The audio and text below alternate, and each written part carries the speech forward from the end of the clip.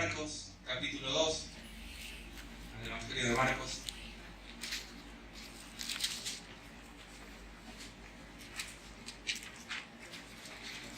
Y saquemos a los muertos, saquemos a los bebés, quedémonos con los paralíticos. Que parece que está todo bien, pero no pueden caminar. Marcos capítulo 2.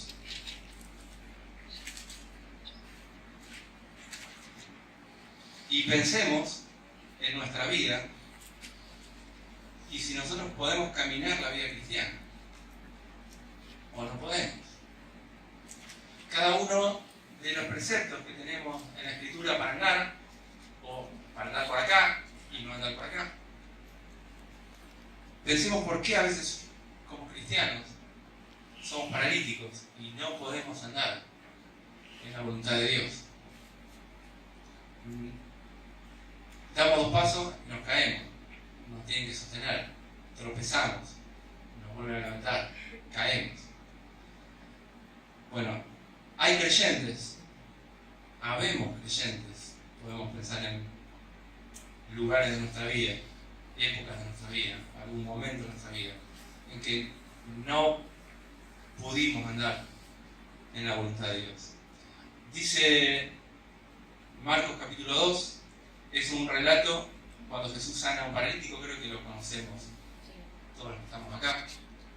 Es un relato que está en los 3 evangelios de Mateo, Marcos y Lucas, pero vamos a leerlo exclusivamente del Evangelio de Marcos. Y antes de leerlo, vamos a invocar al Señor para que bendiga su palabra. Querido Señor, queremos quedar expuestos ante tu palabra, ante la luz de tu palabra, para que corrijas nuestra vida y que podamos llevar gloria a tu nombre. Te lo pedimos en el nombre de Jesús. Amén. Bueno, vamos leyendo y vamos comentando. Bueno, es cortito, así que lo leo todo una vez recorrido para que quede más claro toda la historia y después vamos parte a parte. Entró otra vez Jesús en Capernaum después de algunos días y se oyó que estaba en casa. E inmediatamente se juntaron muchos de manera que ya no cabían ni aún a la puerta y les predicaba la palabra. Entonces vinieron a él unos trayendo a un paralítico que era cargado por 4. Y como no podían acercarse a él a causa de la multitud, descubrieron el techo de donde estaba y haciendo una abertura bajaron el lecho en que yacía el paralítico. Al ver Jesús la fe de ellos, dijo al paralítico: Hijo, tus pecados te son perdonados. Estaban allí sentados algunos de los escribas, los cuales cavilaban en sus corazones. ¿Por qué habla este así? Dice blasfemias. ¿Quién puede perdonar pecados sino solo Dios? Y conociendo luego Jesús en su espíritu, que cavilaban de esta manera dentro de sí mismos, les dijo: ¿por qué caviláis así en vuestros corazones? ¿Qué es más fácil decir al paralítico? ¿Qué es más fácil? ¿Decir al paralítico, tus pecados te son perdonados? ¿O decirle, levántate, toma tu lecho y anda? Pues para que sepáis que el Hijo del Hombre tiene potestad en la tierra para perdonar pecados, dijo al paralítico: a ti te digo, levántate, toma tu lecho y vete a tu casa. Entonces él se levantó enseguida y tomando su lecho salió delante de todos, de manera que todos se asombraron y glorificaron a Dios, diciendo: nunca hemos visto tal cosa. El Señor vuelve de una travesía por el lago de Genesaret, según nos cuenta Mateo, y a veces la gente le perdía el rastro de dónde estaba. Llega a Capernaum, que era la ciudad donde se había instalado, a su casa, como nos dice acá Marcos, y se empieza a correr el rumor que estaba de nuevo Jesús en Capernaum y empieza a venir gente. Venía gente de varios lugares. Lucas nos dice que incluso venían de los fariseos, de los llamados así doctores de la ley, desde Jerusalén, de Judea, venían a ver qué era esta cosa nueva de este hombre que traía estas enseñanzas nuevas y se oía que hacía milagros en la región de Galilea. Se oyó que estaba ahí y empieza a juntarse gente. No sabemos cuántos son, lo que sabemos es que eran tantos que ya no cabían en la puerta de la casa. Eso es lo que nos dice el versículo 2. ¿Y qué hacía el Señor? Les predicaba la palabra. Les predicaba la palabra.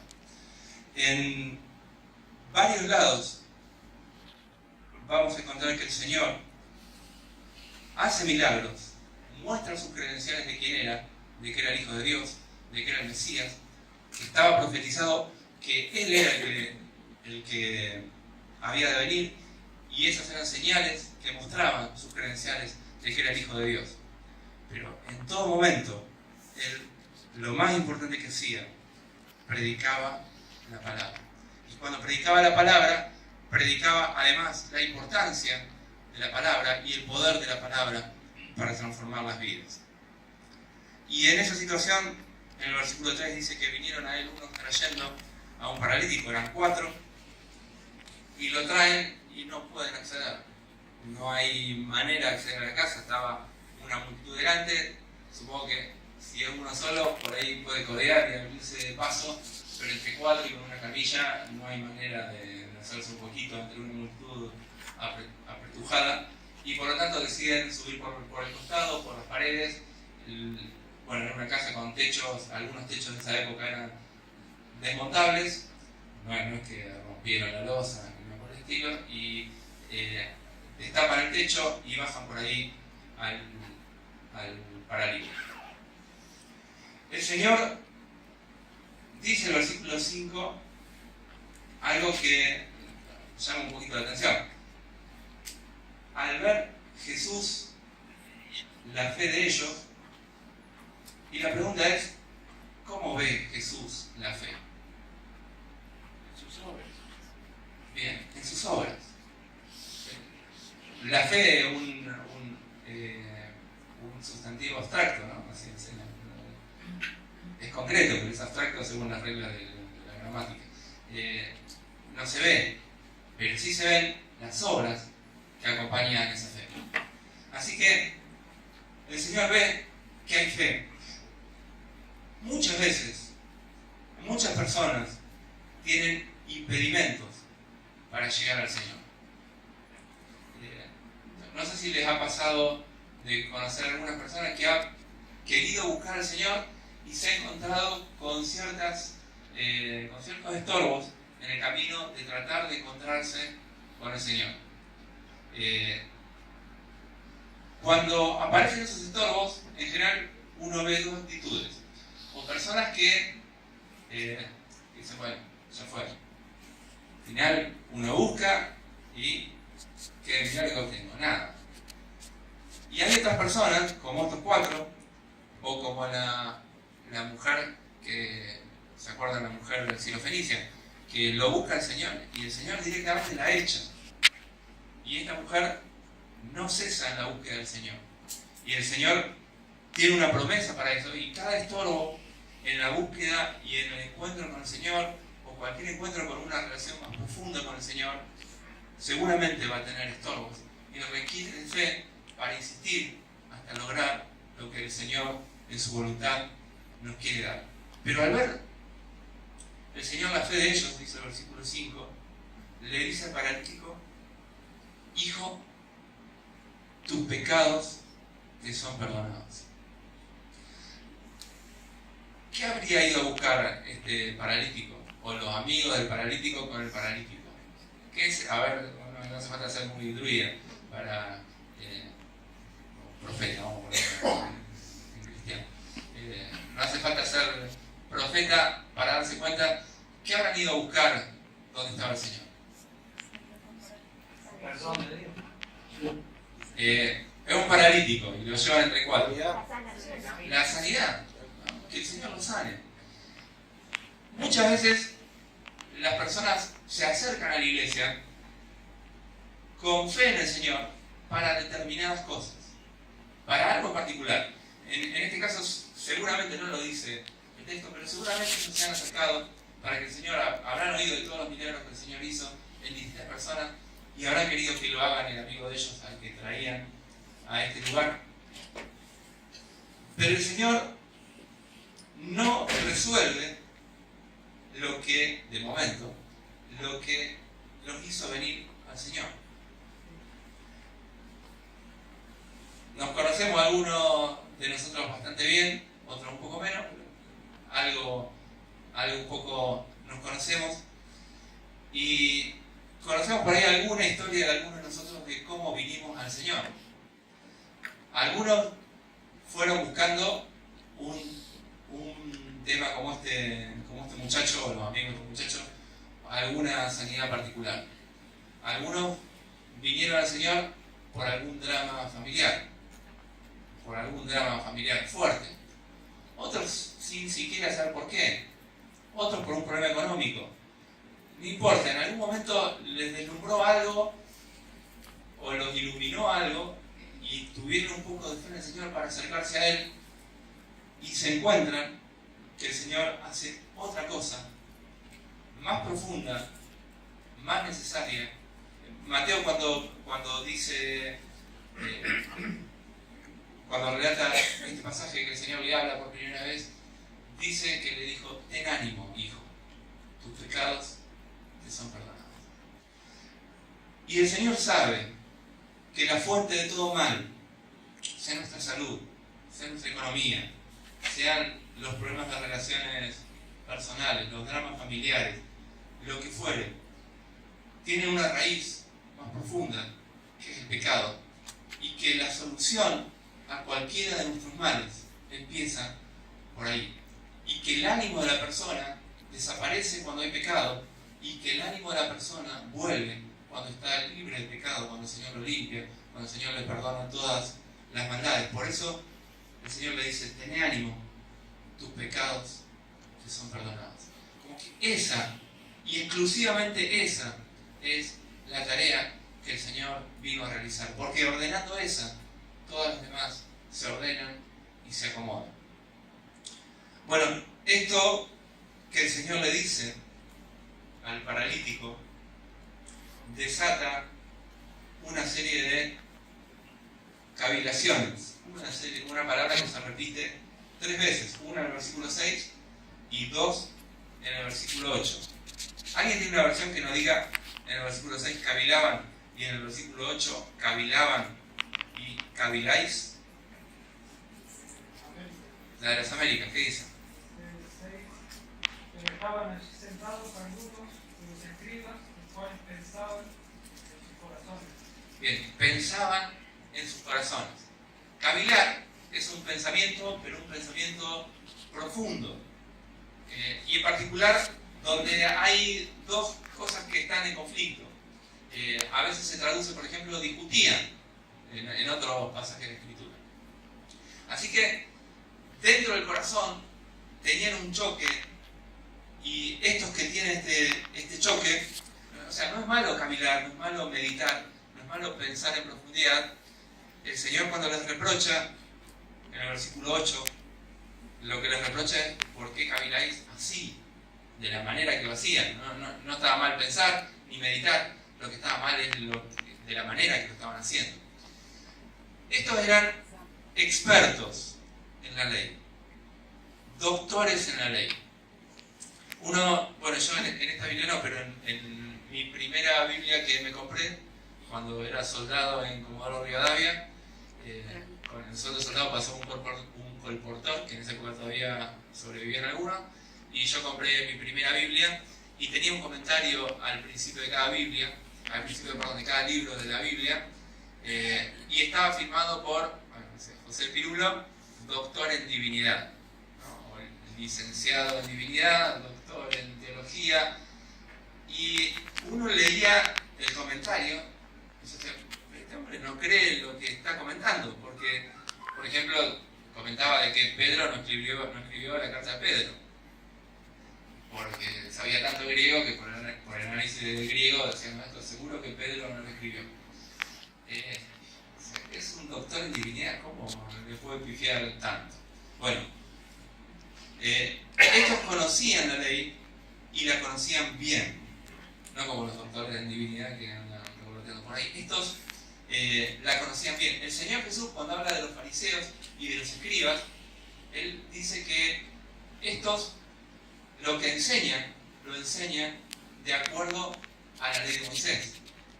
Así que todo lo que le digan que hagan, ¿qué le dijo el Señor? Si los fariseos les dicen que hagan esto, háganlo, porque estos enseñan lo que enseñó Moisés.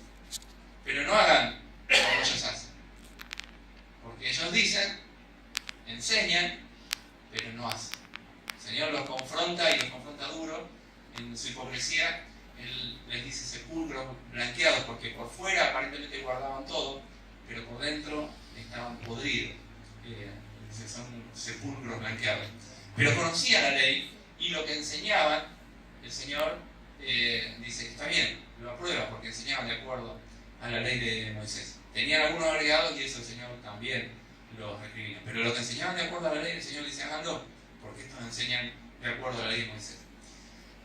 Y estos cavilaban y en el versículo 7 meditaban en profundidad, pensaban en profundidad y por un lado escuchan lo que el Señor dice, que perdona los pecados de este hombre, y por el otro lado les viene el conocimiento de la ley que tienen guardados sus pensamientos, y estas dos cosas les hacen ruido. Estas dos cosas, ¿cómo es que son compatibles? Porque ellos se preguntan en el versículo 7, este está blasfemando. ¿Qué es blasfemar?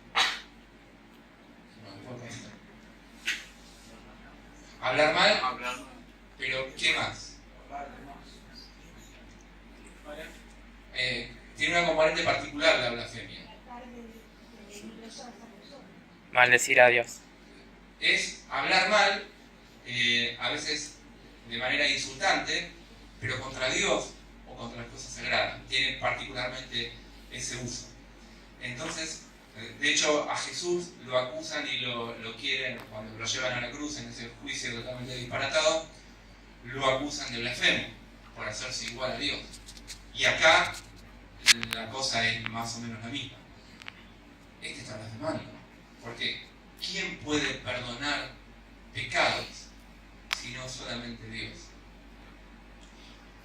Y si este perdona pecados, ¿quién es?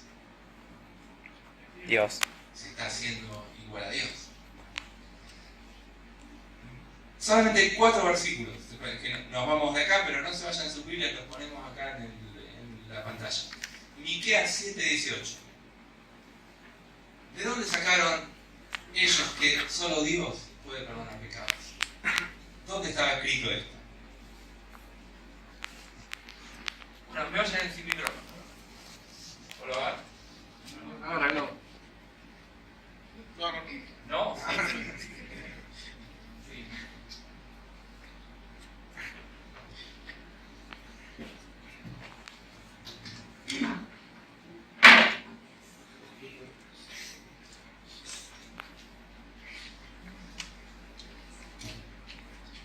Bueno, ¿qué Dios como tú, que perdona la maldad y olvida el pecado? No hay otro Dios que pueda perdonar la maldad. Solamente Dios. Vamos a Daniel 9:9. De Jehová nuestro Dios es el tener misericordia y el perdonar. Le corresponde a Él. Si uno se pone a perdonar pecados, ¿en qué lugar se pone? De Dios. En el lugar del que es de Él exclusivamente perdonar. De Él. Yo puedo perdonar lo que me ofenden a mí, pero no puedo perdonarle a nadie las ofensas que hizo contra Dios. Del Señor nada más, de Jehová nuestro Dios, es tener misericordia y perdonar. Isaías 43:25.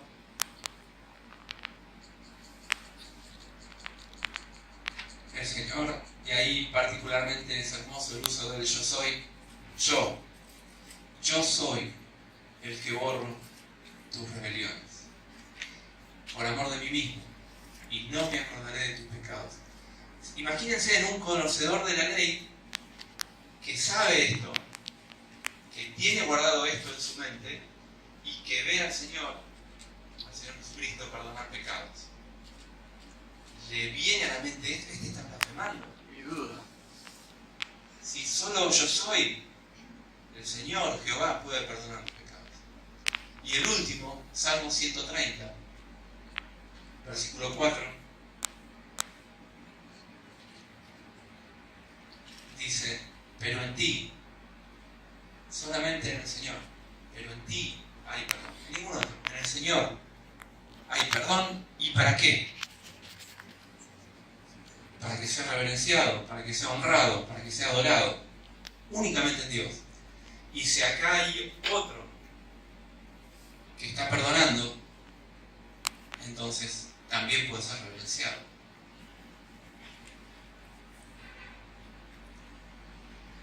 Es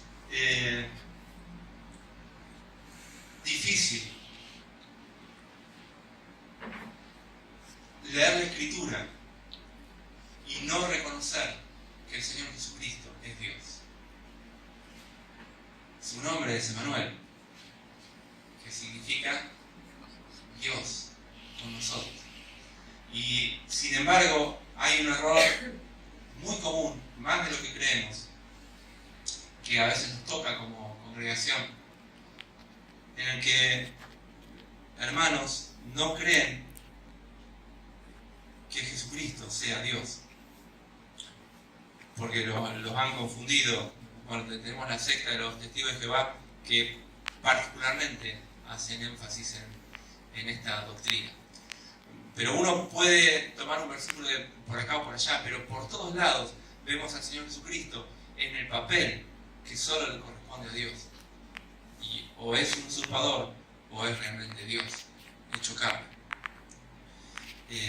Bueno, volvemos ahí al Evangelio de Marcos.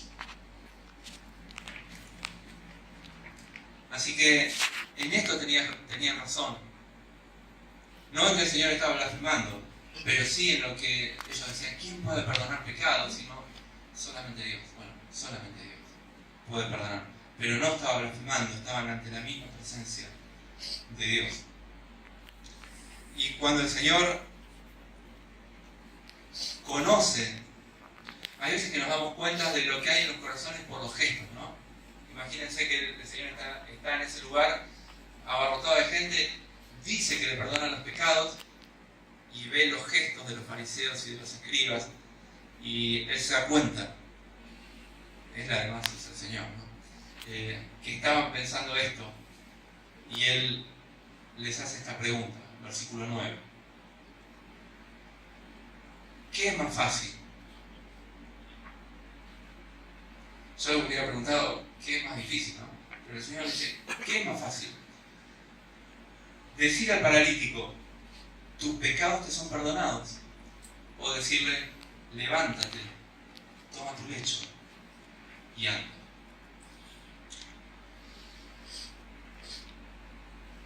Para una persona como nosotros es mucho más fácil decir: tus pecados te son perdonados, porque ¿quién lo puede comprobar? ¿Quién lo ve? ¿Quién se da cuenta? Entonces puedo ser un hablador, pero disimuladamente paso desapercibido, porque nadie se da cuenta si eso es o no es una realidad. Pero el Señor no habla como los hombres. El Señor, cuando dice, es. Su sí es sí, su no es no. Y cuando dice que tus pecados te son perdonados, lo que ocurre es que tus pecados te son perdonados. Más allá de que los fariseos no veían ninguna evidencia externa de que esto era efectivamente así. Entonces el Señor hace esta pregunta: ¿qué es más fácil decir? ¿Te perdono los pecados o levantate, toma tu lecho y anda, empieza a caminar. Y obviamente para nosotros decir esto segundo es más difícil, porque esto segundo nos va a poner en evidencia de que somos unos parlanchines y de que hablamos por hablar, y lo que hablamos no se corresponde con una realidad. Pero el Señor, que era la palabra hecha carne, el verbo hecho carne,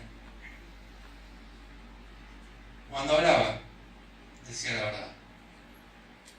Y aclara en el versículo que sigue, en el versículo 10, para que sepáis, para que sepan, para que puedan tener una evidencia visible de que mi palabra es verdad, de que el Hijo del Hombre tiene poder para perdonar pecados, de que el que está hablando con ellos no es otra persona que Dios mismo, para que sepáis que el Hijo del Hombre tiene potestad en la tierra para perdonar pecados. Entonces dijo al paralítico, a ti te digo, levántate, toma tu lecho y vete a tu casa. Y ahora entonces, para terminar, relacionémoslo con lo que vimos al principio y pensemos en nuestra vida personal, los que decimos conocer al Señor. La primera cuestión es, el Señor te dijo, el Señor, no un pastor, no el hermano que te predicó, el Señor habló a tu alma en forma personal y te dijo, ten ánimo, hijo, hija, tus pecados te son perdonados. El Señor, porque cuando estamos justificados por el Señor, cuando el que perdona es el Señor, el resultado, dice Romanos 5:1, es paz. Justificados por la fe. Cuando el Señor es el que hace la obra, tenemos paz. En este tiempo hay muchos, y a veces también caemos en este error por apresuramiento. Nosotros que criticamos a los curas que absuelven en nombre de Cristo, nosotros a veces a algunas personas por hacer una oración los absolvemos en nombre de Cristo y decimos, bueno, ya tenés vida eterna, el Señor te perdonó todos los pecados. ¿Cómo sabemos? ¿Cómo sabemos?